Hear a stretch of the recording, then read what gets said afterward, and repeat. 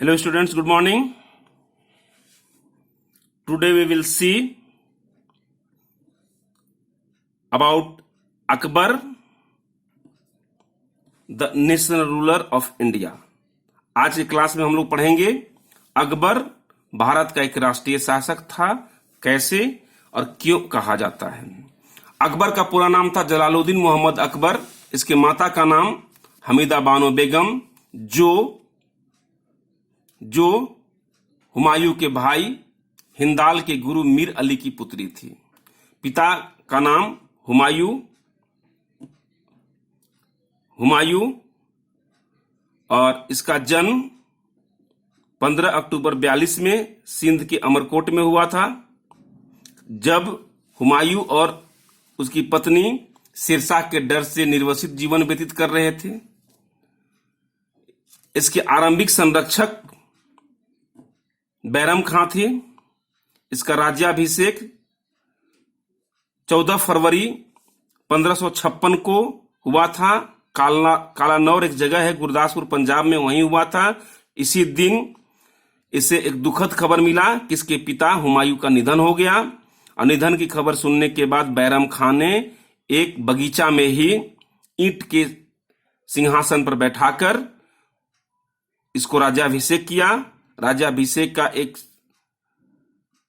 जो संस्कार का प्रक्रिया था उसको पूरा किया। उसके बाद अकबर मुगल शासक के रूप में प्रसिद्ध हुआ। शुरुआत करता है कार्य। अकबर के शासन के कुछ समय के बाद पानीपत का सेकेंड वार होता है, और सेकेंड वार 5 नवंबर 1556 को कुछ समय बाद होता है, जिसमें उस समय के प्रसिद्ध हिंदू शासक हेमू और अकबर के बीच में ये युद्ध होती है। अकबर की जीत होती है, हेमू की हार होती है, और पानीपत के युद्ध के बाद अकबर और एक प्रसिद्ध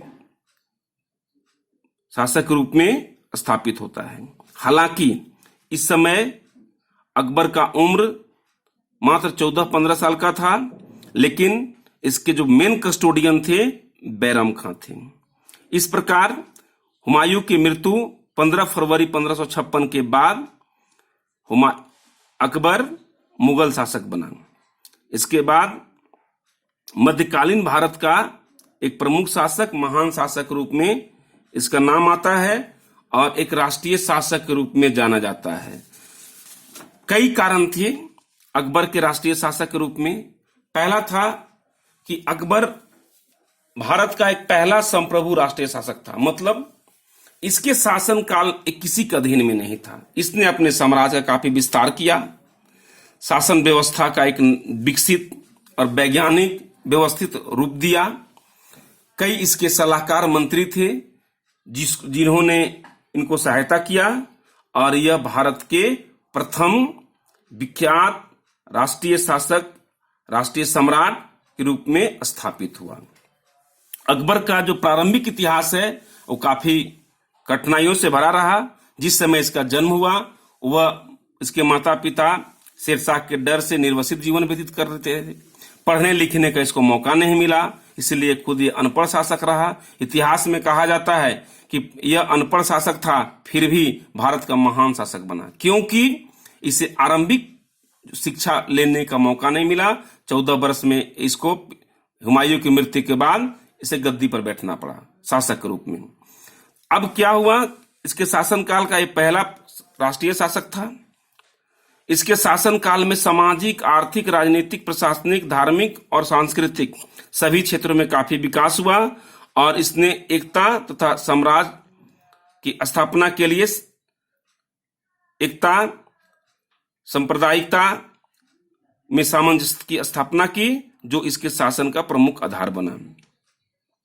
Akbar was the first sovereign national ruler of medieval India.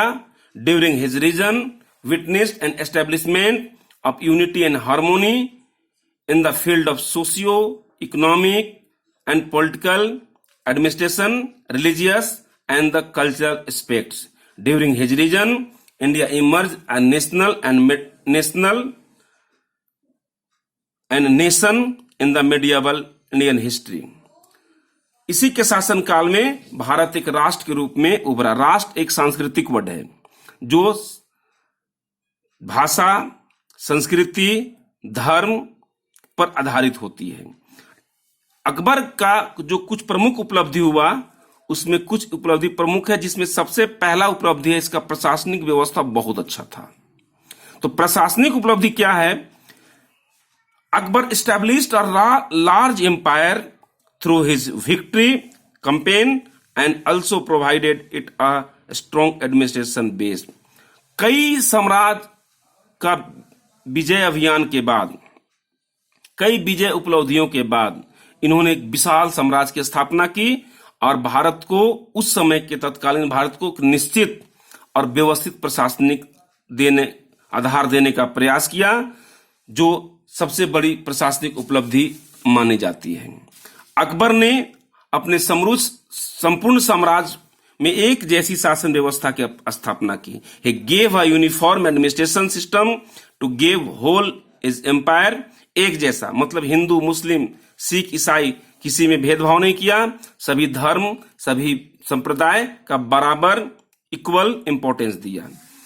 Akbar की केंद्रीय शासन प्रणाली, प्रांतीय शासन प्रणाली, राजस्व व्यवस्था, भू राजस्व व्यवस्था, न्याय व्यवस्था तथा आदि सभी व्यवस्था संपूर्ण भारत में एक समान थी।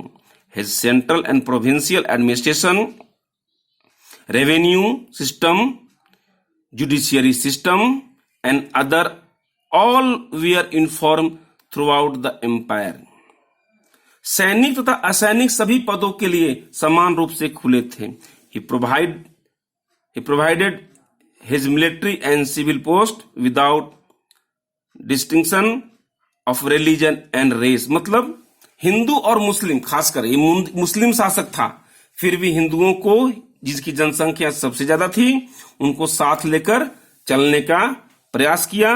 कॉम्युनल हार्मोनी की स्थापना की। इसकी राजपूत नीति काफी उदार और वैवाहिक संबंधों पर आधारित थी। स्वयं राजपूतों के साथ काफी उदारता अपनाया, वैवाहिक संबंध की स्थापना की, जो इसके शासन प्रशासन में काफी सहायता किया। राष्ट्रीय शासक के रूप में अकबर की जो दूसरी महत्वपूर्ण उपलब्धि थी वो राष्ट्रीय एकता की स्थापना करना था। इसने सामाजिक, आर्थिक, धार्मिक, सांस्कृतिक एकता की स्थापना की।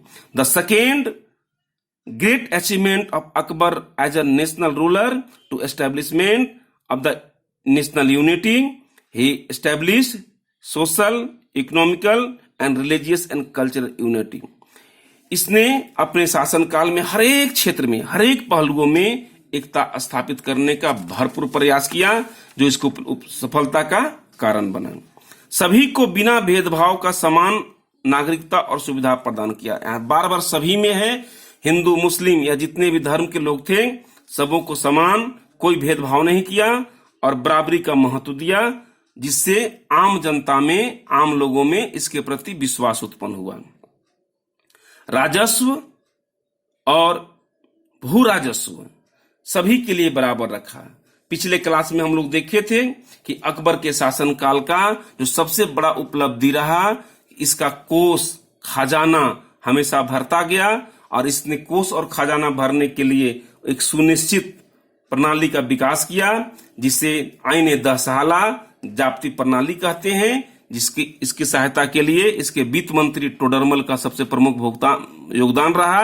और टोडरमल के कारण इसका जो साम्राज्य था, राजस्व था, वित्त विभाग था, काफी मजबूत रहा, जिसकी वजह से पूरा का पूरा साम्राज्य काफी विकसित हुआ और मजबूत बना।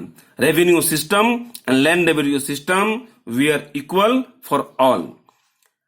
Much focused has been given to the Hindu and Muslim unity. हमेशा इसने हिंदू और मुस्लिम एकता पर बल देने का प्रयास किया। न्याय तथा दंड में जाति धर्म को आधार नहीं बनाया। No discrimination was made in the judiciary and punishment on the ground of caste and religion. मतलब हिंदू और मुस्लिम के नजर से किसी भी शासन प्रशासन में इसने भेदभाव नहीं किया। सभी धर्मों, त्योहारों पर बराबर आदर महत्व दिया और धार्मिक एकता पर विशेष बल दिया तथा धर्मनिरपेक्ष राज्य की स्थापना की। Akbar respects all religious views, festivals, and given equal importance and respect religious unity and establishment of secular state। Akbar हमेशा हिंदू और मुस्लिम एकता पर बल दिया, धर्मनिरपेक्ष स्वरूप को बल दिया, मुस्लिम शासक होते हुए भी कट्टर मुल्ला और मौलवी के प्रभाव से मुक्त रहा और सभी को बराबर महत्व देते हुए एक धर्मनिरपेक्ष राज्य की स्थापना की कोशिश की। इसने सभी धर्मों के मूल सार तत्व को मिलाकर एक नया धर्म का प्रतिपादन किया जिसे दीन ए इलाही कहते हैं। उस समय के प्रचलित जितने भी धर्म थे उसका निचोड़ जो सबसे महत्वपूर्ण पार्ट था, जो कट्टरता से परे था, उसको मिलाकर एक नया धर्म की स्थापना की। इस धर्म को स्थापना करने का श्रेय वैसे बनाने का श्रेय अबुल फजल को जाता है, लेकिन शासक के रूप में अकबर ने इसे मान्यता दी और जो धार्मिक एकता और अखंडता, कम्युनल हार्मोनी, यूनिटी के लिए जाना जाता था। इसके शासन काल में साहित्य, कला, संगीत, स्थापत्य कला, चित्रकला का भरपूर विकास हुआ।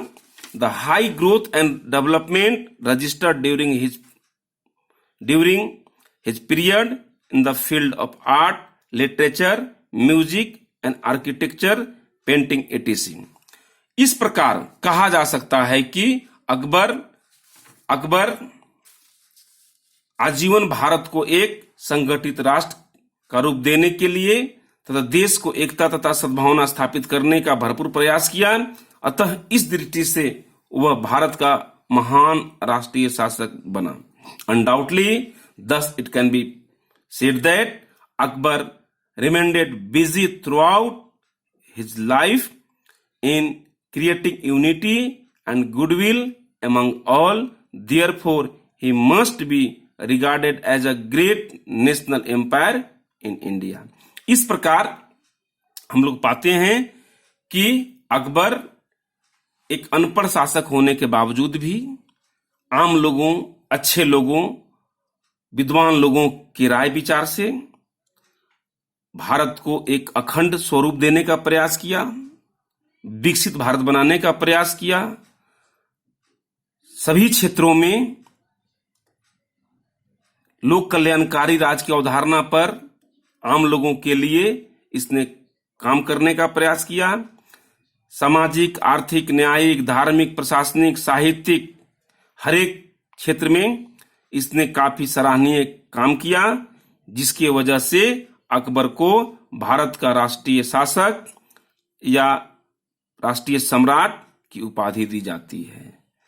नेक्स्ट टॉपिक में हम लोग पढ़ाई करेंगे मुगल एडमिनिस्ट्रेशन, मुगल प्रशासन और मनसबदारी व्यवस्था। आज के लिए इतना ही। Thank you.